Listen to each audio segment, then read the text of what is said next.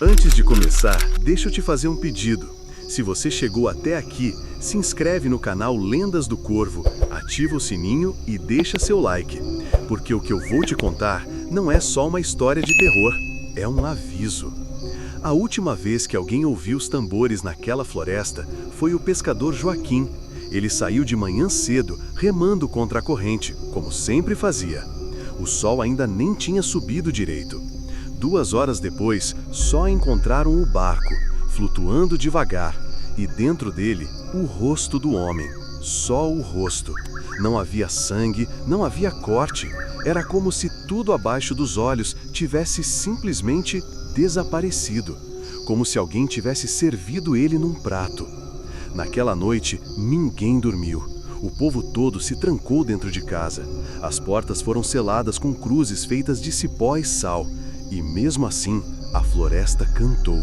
Porque a gente sabia, a gente sempre soube.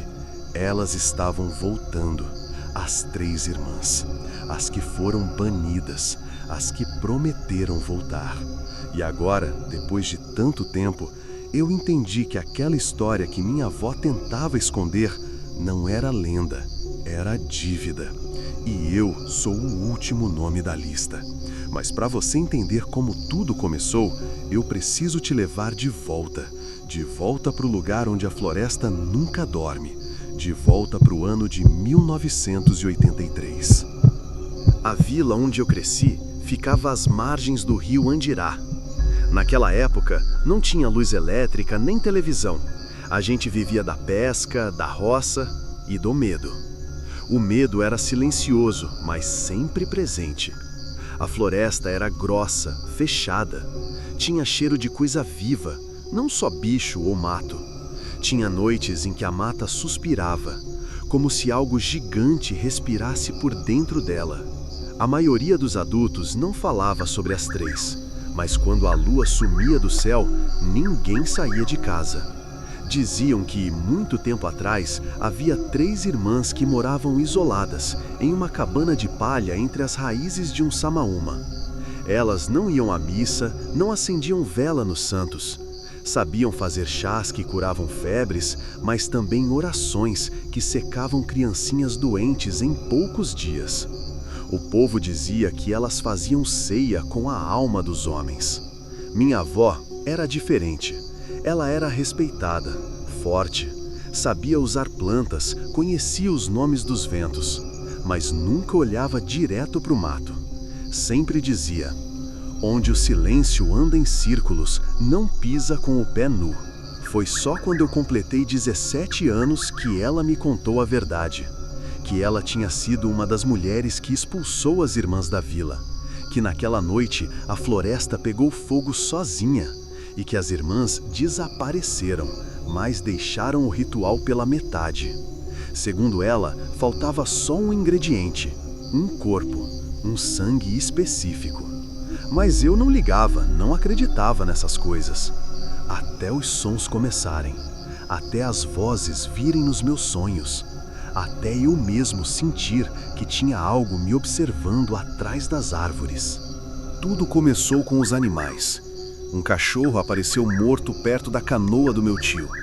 Mas não tinha sangue, não tinha ferimento, só seco, como se tivessem tirado tudo de dentro dele, deixando só a pele e os ossos. Depois foi um porco. Depois, um homem, seu Olavo, o velho do armazém. Diziam que ele foi para a beira do rio à noite, atraído por uma cantiga, e que o corpo dele boiou 3 dias depois, sem olhos, sem língua, sem coração.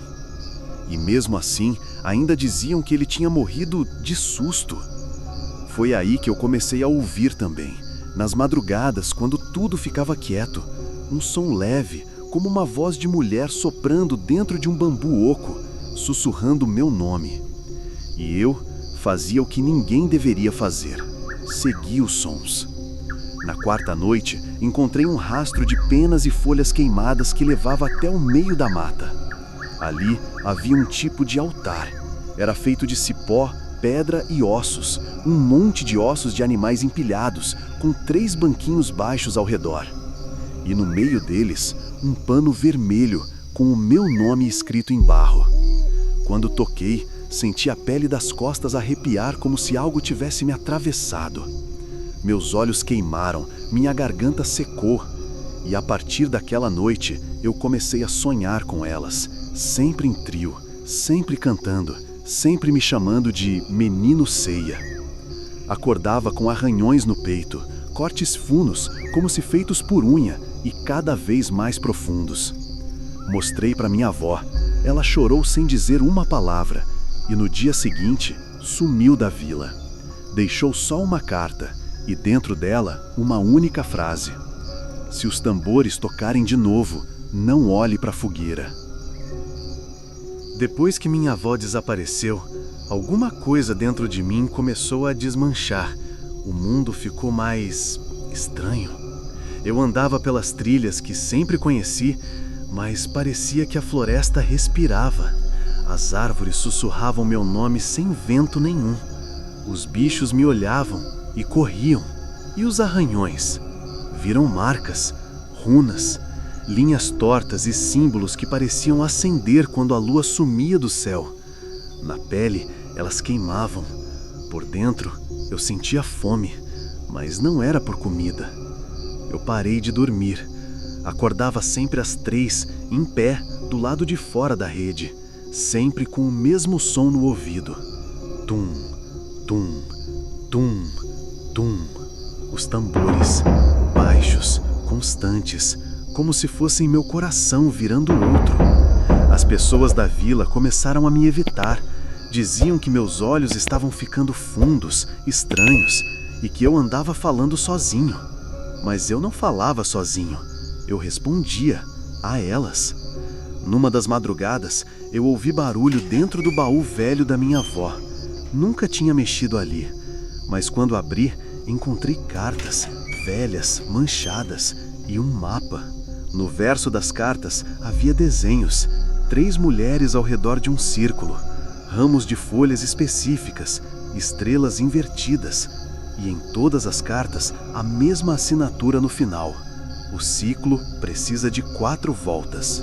O mapa levava até o coração da floresta, e num dos cantos, escrito à mão, quase apagado, faltou um: ele virá da minha linhagem. Meu sangue gelou. A última peça era eu. Tudo o que elas fizeram, todos os desaparecimentos, os sinais, os sons, era só preparação. Um ritual que começou quando a minha avó as expulsou, mas não conseguiu completar. Porque para selar o pacto de sangue, alguém da mesma linhagem tinha que pagar o preço depois. E eu era o preço. Eu quis fugir. Tentei sair da vila ainda naquela manhã. Peguei o barco, remei com força. Mas quando olhei para trás, o rio não me levava adiante. Eu remava e as margens continuavam iguais. O tempo não passava. O som dos pássaros era sempre o mesmo, repetido, como uma fita quebrada. Voltei, sem entender se o problema era o rio ou eu. Naquela noite sonhei com minha avó, mas ela estava diferente. Pele cinzenta, boca costurada, e nos olhos o mesmo brilho verde que vi no altar. Ela estendeu a mão para mim, com uma lamparina acesa, e me levou por entre árvores que sussurravam em língua antiga.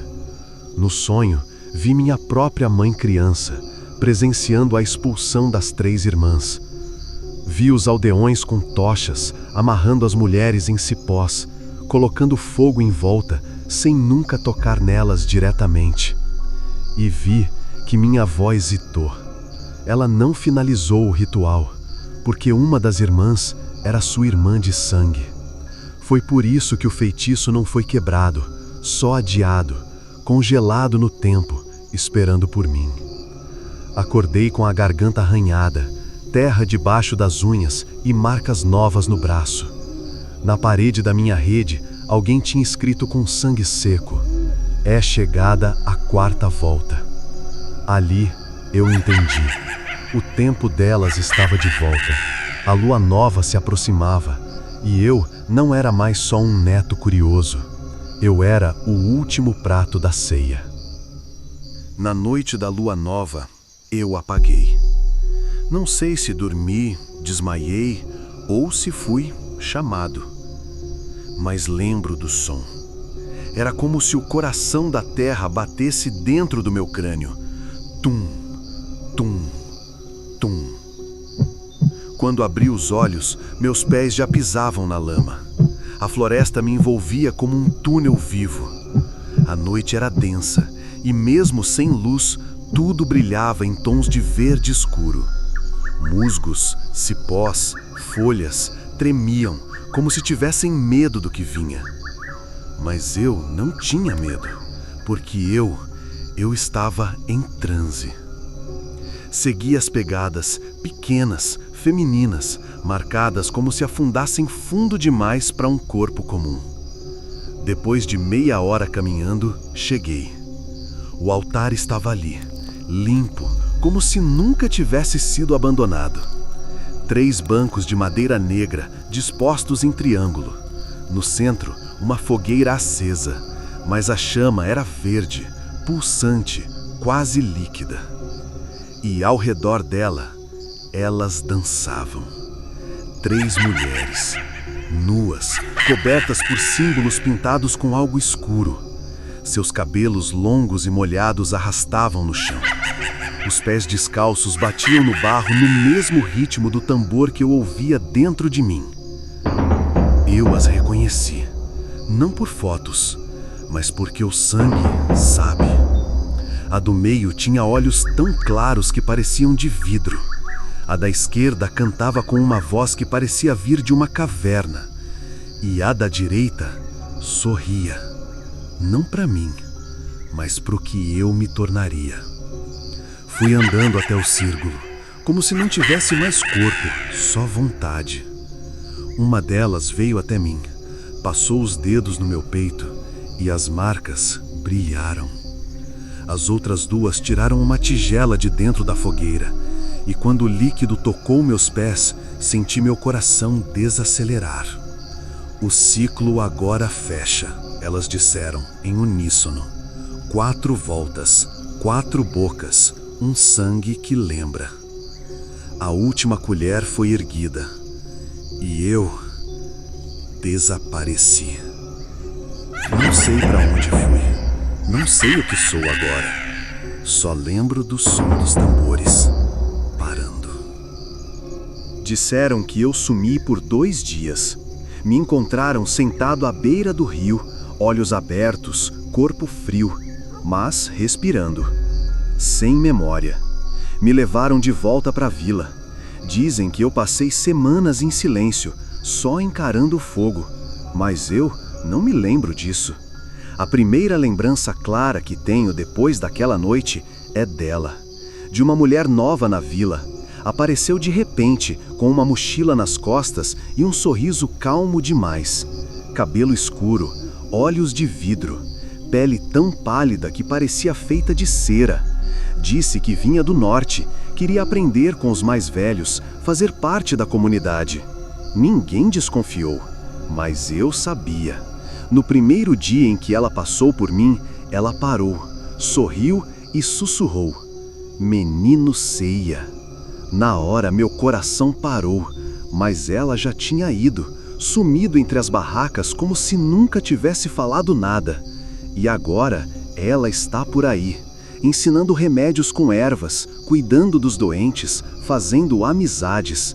A vila adora ela, mas às vezes, quando tudo fica em silêncio, eu escuto um tambor, baixo, lento, debaixo da terra. Se você também ouviu o tambor, comenta aqui embaixo. Eu sou a 4ª volta. E lembra, na próxima lua nova, não olhe para a fogueira. Se inscreva no Lendas do Corvo, ative o sininho e deixe seu like, antes que ela apareça no espelho do seu quarto.